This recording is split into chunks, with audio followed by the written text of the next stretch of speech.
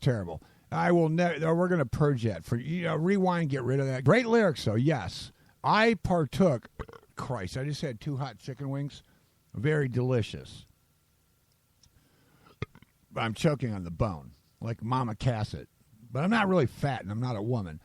So the News Guy program. Before we jump in with KTap and the Evil Crew, of course, very important to do so. Jesus, you know how that sauce gets in the back of your throat. And you want to talk, but you can't because the sauce is taking over. Debbie Daly knows all about the sauce in the back of her throat, right? So does Alan Wayne. Oh, boom. Thank you. Anyway, so the News Guy program on the 6th, and I want you to go over to his link. And I told him, well, I didn't ask him. I told him I'm going to steal 2 minutes of his program. And, of course, I had to do a little fappery. I had to do a little, what do you call it, artistic, all right, I fucked with it a little bit. So I'm going to play it for you, but what I want you to notice during this very important News Guy clip is that he pulled off this 2-minute clip without fucking laughing.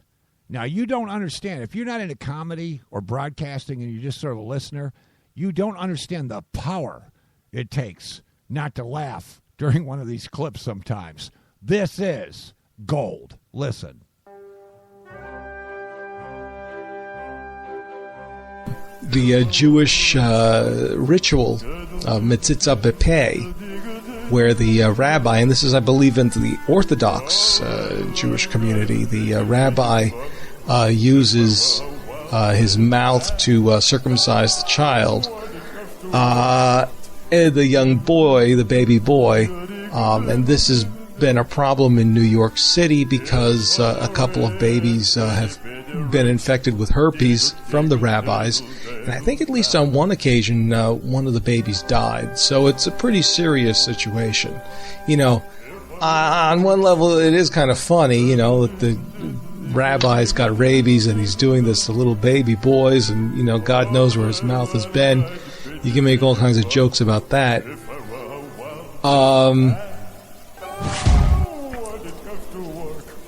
But then hold on a second. You could almost feel that laugh coming, but then that power kicked in from the Mossad.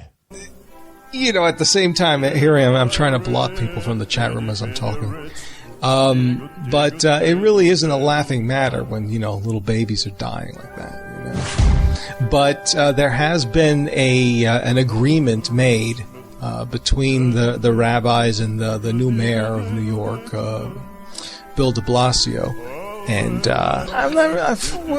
they're allowed to do it now.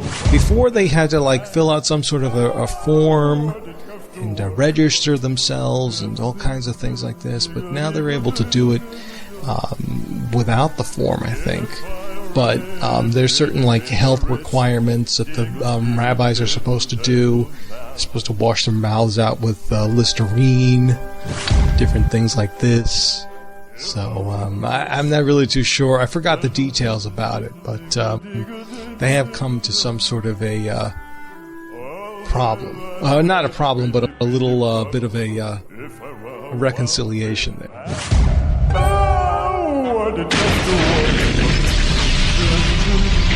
Viewer discretion is advised. 1, 2, 3, 4.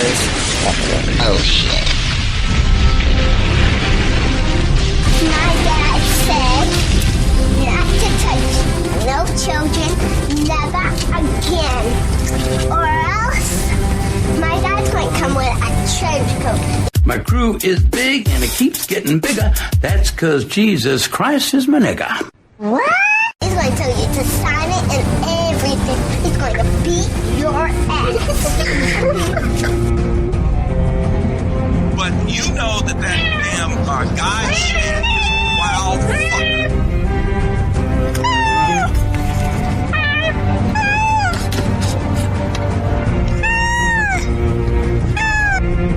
I don't give a fuck.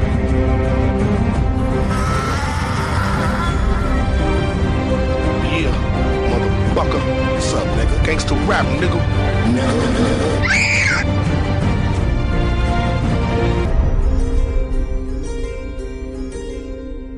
You're listening to the Evil Show with the very evil crew. Evilish.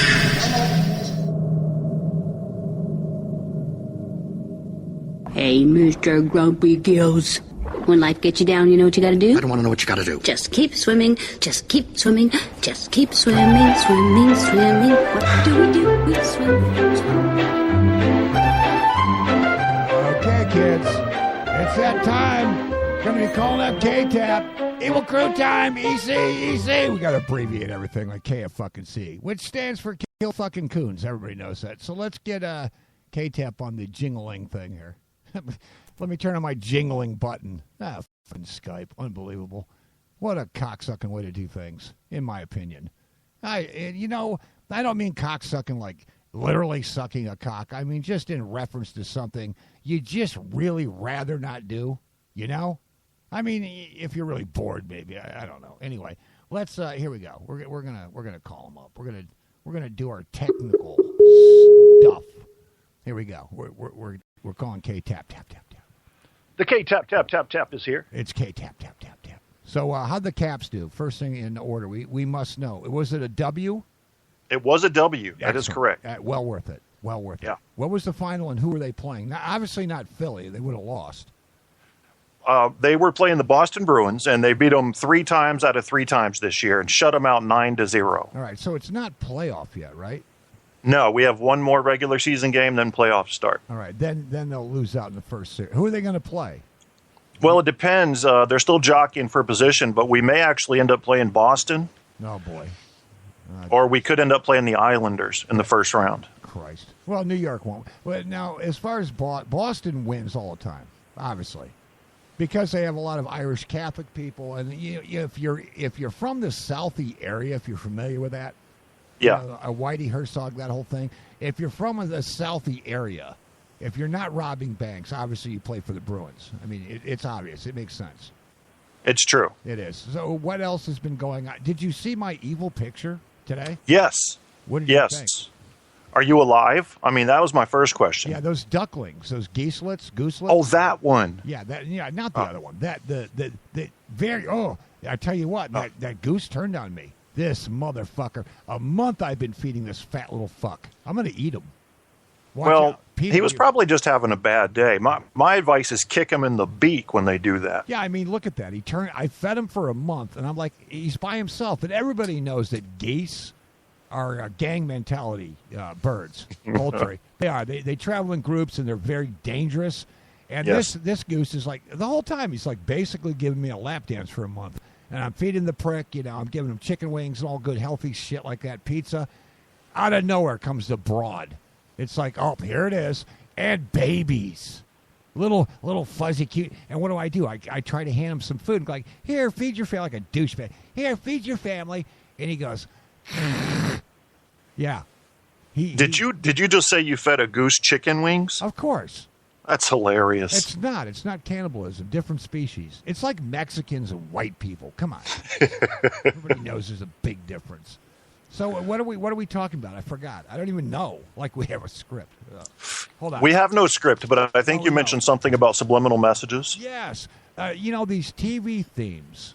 These there's obviously two directions. You got the shit that the corporations dump upon you and your children, telling you how stupid and ugly and dumb and all these necessities you have to have, or you hate God in America, obviously. And then you have these goddamn theme songs that kick off these programs, and some of them I find to be quite delicious.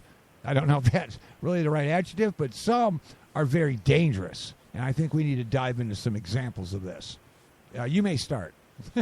Okay. Well, I, from what I've seen now, there's not a whole lot of empirical data in support of the effectiveness of subliminal messages. But, the mind is a thing that we haven't even begun to really scratch the surface of yet. So for all we know that the subliminal messages are effective, it's going to take a long time and a lot more studying to know if they really work. Yeah. Now, when I went to, who is this? Oh, please add me your, I hate it when people do that. Why for example, if I decided suddenly that I wanted to nibble on a baby Jew's cock, I would think, what song did I hear that had a subliminal message in it? Because I wouldn't normally think that. That's what I would think. That could be for chapstick. These obsession commercials, the cologne or whatever, the fragrance, they start out with like a dude on a surfboard in his underwear who's chasing down this elderly woman with an oxygen tank. And there's nothing that applies to this product until the end when they give the name. Obsession. Like, what the fuck? I had to sit there and think about this ad. I'm like, what the fuck did that... Why do I don't want to... I'm scared of your ad. I don't want that man chasing my grandma, and I certainly don't want him putting cologne on her. It's terrible. I mean, you know what? And when I went, and you got to go back, pre-Marconi, before radio was invented. Yeah, Italian, by the way. And... we were taught in advertising 101, which means douchebaggery level, which they're teaching us how to find and produce in print form subliminal messages, because the whole Coca-Cola thing in the 50s got sort of, that it's not a good idea. Maybe we're tricking people with a, millisecond movie theater Coke thing your eyes can't really pick up. Your subconscious sees it. You're sitting there watching this terrible movie, and all of a sudden, must buy Coke. Or maybe I need to do Coke or whatever. But it was about Coke. So they stopped doing that, but they started getting slick with it. There was an ad I remember. It was some alcohol, maybe Southern Comfort. Who knows? No, it wasn't Jim Beam. It would have been in a can. It might have been Southern Comfort. There's this glass. It's a stereotypical one for 101 level classes. And they show the ice cubes. Now, everything's angled.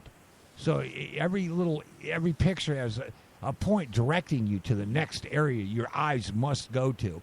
And it gets to this glass with this golden liquid, this beautiful, luscious, fill in the adjectives, golden liquid, and this alcohol sitting on ice. And in this ice, your mind's eye doesn't see it unless you know you're looking for it, is imprinted in the ice cubes in sort of weird lettering, the word sex.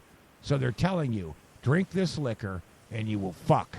And they're making you see it in your subconscious. Now, is that right? I mean, should that happen? Or, do you need to be told that? Or how does that work? Well, they made a law against it, but I think the law was based on public fears that they were being manipulated below the conscious level, and that scared the shit out of people. But the studies are showing that, with the exception of one study that was done over in Europe, that there wasn't really a lot of results from this subliminal advertising. Now, I never took advertising like you did in college. I don't know how I missed that. I took public relations writing, but not advertising. I didn't pay attention. So I don't know much about it. I was high during the whole fucking thing. But, I got other people's notes, and I read them. So, last minute, C's are good, right? That means cool. Well, I think the power of suggestion is incredibly strong, but it can be done so many ways. Tapping into the subconscious, I think that's incredibly difficult to do, because even if you get a message into the subconscious,